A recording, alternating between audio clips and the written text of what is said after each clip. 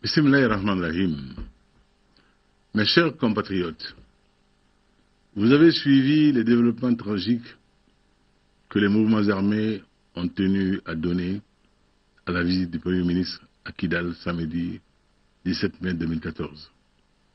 Cette visite avait pour but d'apporter aux populations éprouvées de nos régions septentrionales un message fort de paix, d'espoir et de solidarité. Avec une importante délégation, le Premier ministre et une dizaine de ministres ont été chaleureusement accueillis à Tombouctou et à Gao. Il n'en ira hélas pas de même à Kidal, où ils furent reçus sous des balles et des tirs à l'arme lourde de groupes armés.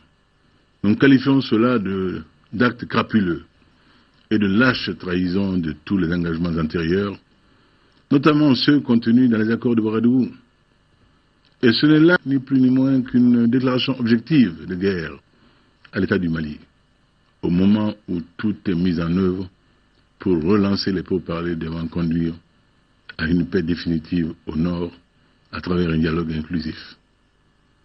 Bien qu'en nombre nettement insuffisant, conséquence de l'application de l'accord préliminaire du 18 juin 2013, les soldats de notre armée se sont vaillamment acquittés de leur mission de protection de la République et de ses institutions, face à des groupes armés qui, eux, ont mis à profit le dit accord pour reconstituer leurs forces dans une insolente et incompréhensible liberté de mouvement et de manœuvre. Sous les balles des snipers, qui n'hésitent pas à leur manière lâche à se servir de femmes et d'enfants comme chair à canon, comme boucliers humains placés entre deux feux, des soldats de l'armée malienne ainsi que des petits citoyens sont tombés. Ils sont tombés dans la ville malienne de Kidal, malienne à tous égards, et même dans l'esprit comme dans la lettre de l'accord préliminaire de Ouagadougou. Il ne peut subsister aucun doute sur l'appartenance de Kidal à la République du Mali dans ses frontières internationalement reconnues, y compris par les mouvements armés signataires de cet accord, hélas devenu depuis signataire du bain de sang du 17 mai dernier, dont le Mali n'avait que faire. Comble de l'abjection, l'armée malienne s'étant trouvée en situation d'assurer seule la sécurité des déplacements terrestres de la délégation du Premier ministre, les groupes armés ont investi le gouvernorat dès lors dégarni, ont pris en otage le personnel et les agents en place et en ont froidement assassiné plusieurs. Je vous fais le serment que ces crimes odieux ne resteront pas impunis, Inch'Allah. Ils sont qualifiables de crimes contre l'humanité. Devant nos soldats et agents de l'État morts sur le champ d'honneur, en homme d'honneur et de devoir, nous nous inclinons. La République et la nation s'inclinent. Ils sont morts en mission, dignes fils du Mali, qui ne sauraient jamais les oublier. En mon nom, au nom de la nation malienne, au nom de la République du Mali, je formule les condoléances les plus sincères aux familles de tous ceux qui sont tombés lors de ce tragique événement. Aux blessés, je dis que le gouvernement entreprend tout ce qu'il est possible pour qu'ils recouvrent la santé au plus vite.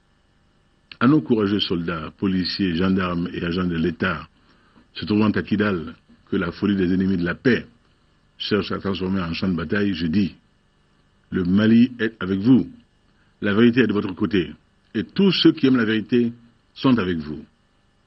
Mes chers compatriotes, le Premier ministre, dont je salue le courage, le sang-froid, l'esprit patriotique et le sens élevé de l'État, ne posait aucun acte de provocation à travers cette visite à Kidal. Au contraire, suivant en cela mes instructions et dans l'exercice de ses prérogatives, il s'y rendait pour écouter notre peuple, en prélude au pourparlers dont les animateurs et les détails se mettent en place autour de l'ancien Premier ministre Modibo Keïta, aîné de valeur et de mérite.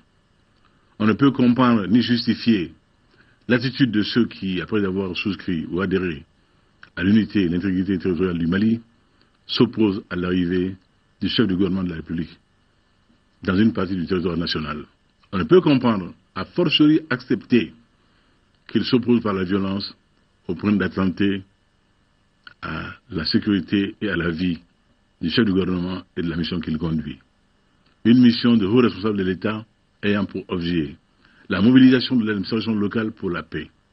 On ne peut comprendre, encore moins tolérer, que dans l'environnement socio-politique qui est présentement le nôtre, largement ouvert aux règlements politiques des différends et marqué par l'existence d'accords auxquels les uns et les autres ont adhéré, on ne puisse pas entamer un dialogue sincère devant déboucher sur un accord de paix définitif et global. On ne peut comprendre que, précisément au moment où j'ai mis en place un dispositif devant concrétiser cette volonté de paix, que j'ai fortement exprimé et que partage l'immense majorité des Maliens, les acteurs du processus de paix choisissent la violence comme mode d'expression et décident d'éventrer l'espoir de paix des Maliens et que tout le monde appelle de ses voeux avec l'accompagnement des organisations régionales et de la communauté internationale. Pour ceux qui nous concernent, nous ne faisons pas d'amalgame, nous ne nous trompons pas d'analyse. Nous savons que malgré les gesticulations de ces fauteurs de troubles et de guerre, la région de Kidal compte majoritairement des Maliens qui n'aspirent qu'à la paix, au bien-être et à la considération dont notre politique phare, la décentralisation poussée jusqu'à la régionalisation, est porteuse. À ces braves et honnêtes citoyens, dont je mesure les difficiles conditions de vie, je réitère mon profond respect. Je leur dis que les tragiques événements de Kidal qui nous endeuillent ne nous feront pas dévier du chemin que nous sommes tracés. Le développement rapide et visible dans tout le Mali, sur l'ensemble du territoire malien. D'où les agences de développement régional qui seront mises en place et seront opérationnelles dans un délai de 6 mois. Instruction ferme que j'ai donnée au gouvernement dès sa mise en place. Oui, le développement harmonieux, intégré et intégral du pays, de Diboli à Labzanga, de Zegwa à Tenzawaten. Partout le Mali utile, nulle part un Mali moins utile. Et jamais un citoyen malien privilégié par rapport à un autre. Tous les citoyens sur le même pied d'égalité, toutes les régions logées à la même enseigne. Mais personne ne prendra le Mali en otage, personne.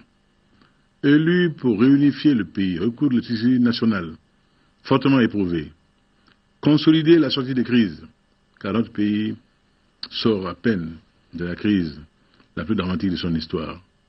Je n'ai pas d'autre honneur que de remettre à mon successeur demain un Mali debout, uni et un. Ce Mali debout, uni et un, ce Mali qui arrive à nourrir, soigner et scolariser ses enfants, ce Mali qui crée de l'emploi et prend en charge sa jeunesse, je m'y suis engagé et je ne faiblirai pas sur cette voie. Plus jamais, une délégation de l'État ne sera prise en otage ou à partie à Kidal. Je ne laisserai pas ces mouvements armés, certains qualifiés de terroristes, d'autres désignés de manière commode comme rebelles, mais tous, réunis et solidaires à nouveau, comme ils le furent, lorsqu'ils perpétraient ensemble l'horreur d'Aguelok.